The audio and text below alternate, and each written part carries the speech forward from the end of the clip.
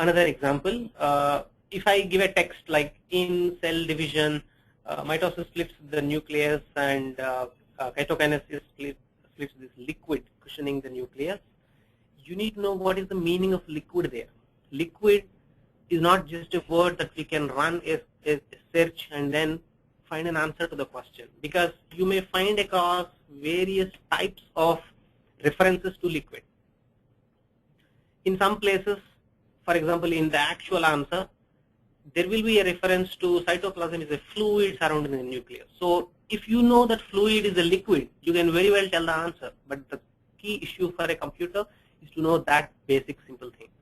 So it needs to run some tests, to evaluations to see, is a liquid a fluid, is a fluid a liquid, or liquid and fluid one and the same. So it needs to ask questions like this and check for the answer of the questions again before it answers the main question.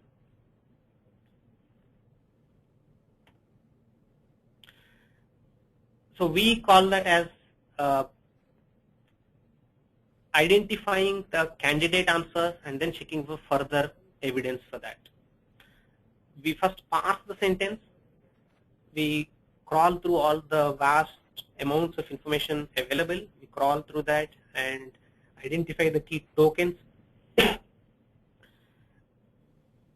And then from them we generalize the fragments that we identified and try to frame candidate answers. Then we evaluate each one, we rank them, we score them, and then we check for matching evidence for that.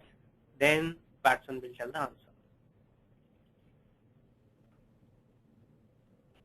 This shows the very complex type of question that can be put to a computer. Even for human beings, this will be very tough. If I ask a question like, in May 1998, Portugal celebrated the 400th anniversary of this explorer's arrival in India. We are from India, so we know the history of India and the complete colonial story, so we know Vasco da Gama is the answer. But we need to see how a computer performs this. There are Wikipedia articles and there are news articles from the Times of India, Hindu, and a computer can crawl through all these texts and find references. First, let's say the question is broken down into tokens, and it identifies these tokens like celebrated May 1998, 400th anniversary, Portugal, India, arriving, explorer, and then it tries to search in the vast amount of articles that it finds and see if there is any bloody match, word-to-word match. But highly unlikely it will find a word-to-word match. Suppose if it finds an article which says, in May, Gary arrived in India, and some text where Gary is the name. Other keywords are matching like Portugal, celebrated, India. But it needs to reconfirm that Gary is the answer by looking at other references where Gary is found in its information, or any secondary proof that Gary is the match for that. So as it checks its information repositories again, it may come across another statement somewhere else, like on 27th May 1498, Vasco da Gama landed in Kapad Beach. This looks totally unrelated to the text that we read, at least for a computer who tries to do word-to-word match or pattern matching or search. But if you try to uncover the real meaning of that, there are certain advanced verifications that we can do. For example, temporal reasoning to see what is the actual meaning of 27th May 1498. If you know what is today's date, and if you know how to do back traversal of the dates to find what is 400 years ago, you will know that both are same. This is something that is out of text pattern matching or the text processing that we normally know. But this is related to natural language processing in the context of understanding the questions and answering them. Similarly, in the last text that we identified, there was a reference to India, but here there is a reference to Kapad Beach. through geospatial reasoning, we can find out that Kappad beach is actually a beach in Kerala, which is in India.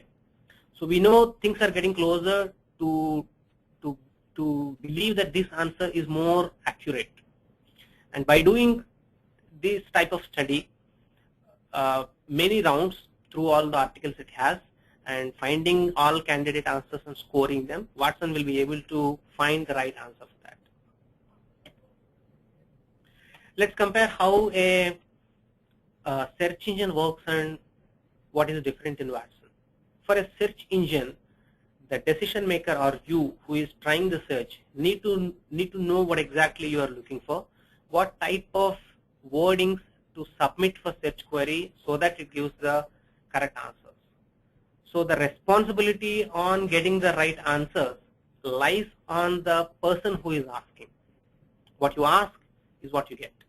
So you ask a question, by giving the right keywords, it finds the documents matching and gives you the reference to them, and you are at your liberty again to open those documents, read them, understand them, look for the evidence whether that is the information you are looking for or not, and then you proceed on your work. The search engine just returns the document matching to the keywords. And this is definitely not what we are talking about in Watson. And remember, in Jeopardy game, we didn't even connect that to internet, so there's no point of running a Google query with the keywords in the question. In an expert system, the decision maker's role can be very minimal because he just asks the question. And it is the responsibility of the system to understand the question, decipher the real meaning, the semantics of the question, and produce possible answers for that. Look for evidence for each of the answer.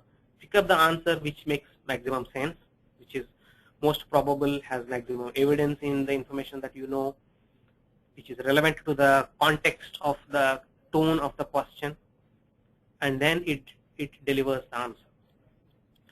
The decision maker in the expert assisted mode will just consume the answer and take the evidence, and he will just proceed.